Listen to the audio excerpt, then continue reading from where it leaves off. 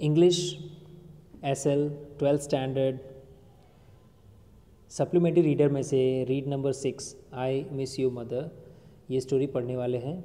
I miss you mother इस title का मतलब तो आप समझ ही गए होंगे और आपको ये भी पता चल गया होगा कि इस स्टोरी में मदर राइटर जो है अपनी मदर के बारे में बात करती हैं।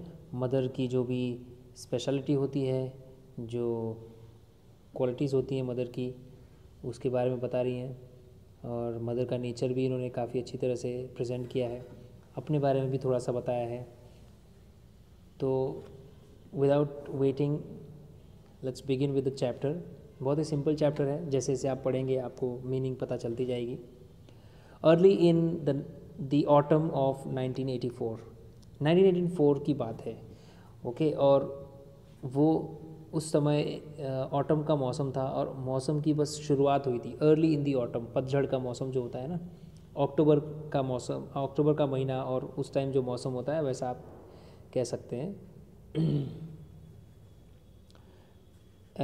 My mother began writing the story of her life. मेरी मदर उस टाइम अपनी लाइफ की स्टोरी लिखने लगी। She was an energetic women in her 70s। 70s का मतलब 70 साल की उम्र हो चुकी थी, फिर भी वो एक एनर्जेटिक वुमेन थी, मतलब ऊर्जा युक्त, ऊर्जा उनमें बहुत थी। It was her desire to put down her thoughts and memories in her my book. उन्होंने अपनी जो बुक थी उसका टाइटल रखा था माई बुक। तो उन्होंने क्या किया था उस बुक में, अपनी इट वॉज हर डिज़ायर, ये उनकी इच्छा थी कि जो भी उनकी सोच थी और जो भी उनकी यादें थी वो उस बुक में लिख डालें। और उन्होंने लिखा भी।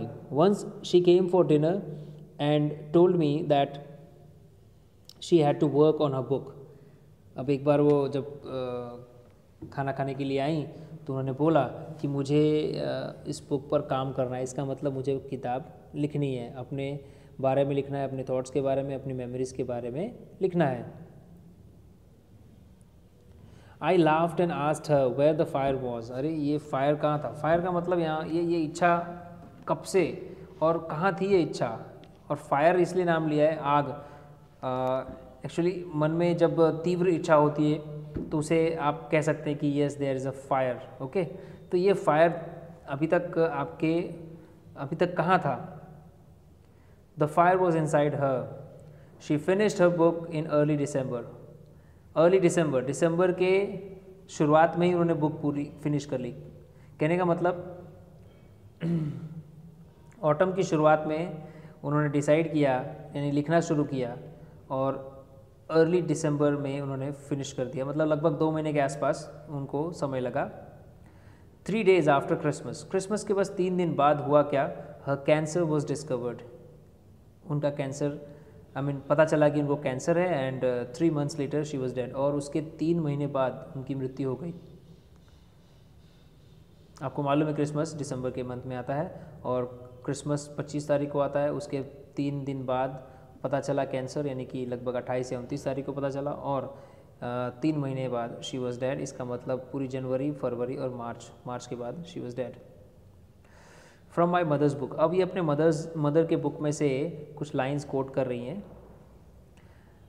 I have loved family, friends, nature, animals, music and many other things.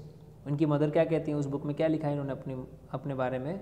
तो उनकी मदर कहती है कि मैंने हमेशा अपने family, friends, nature, animals, music और बहुत सारी चीज़ों से प्यार किया है। It will be hard to say goodbye to those I love. अब इन चीज़ों को गुड बाय कहना मेरे लिए बहुत मुश्किल है जिन्हें मैं प्यार करती हूँ, and to the beauty in the world, और इस विश्व की सुंदरता को भी बाय कह के जाना मेरे लिए बहुत ही हार्ड है, okay. I read these words for the first time when I was surrounded by packing boxes in my mother's apartment a month after her death.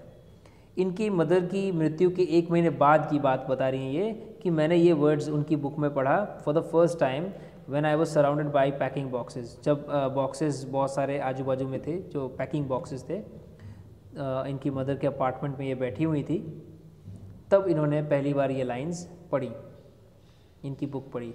I tried to picture her face as I read the words, but the memories of the last 2 months as she lay dying were too painful, I close the book.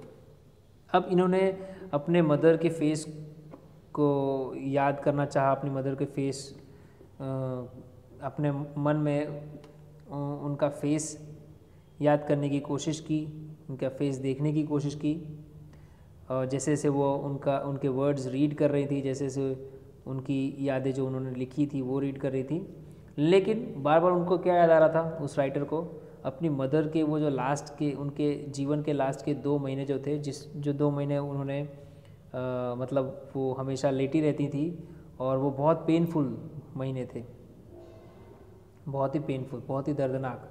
I close the book, तो उन्होंने क्या किया, book बंद कर दी, क्योंकि book पढ़ने से अच्छी यादें भी आ रही हैं और साथ साथ वो जो दर्दनाक याद है वो भी आ रही है, तो इसलिए उन्होंने बुक बंद कर दी।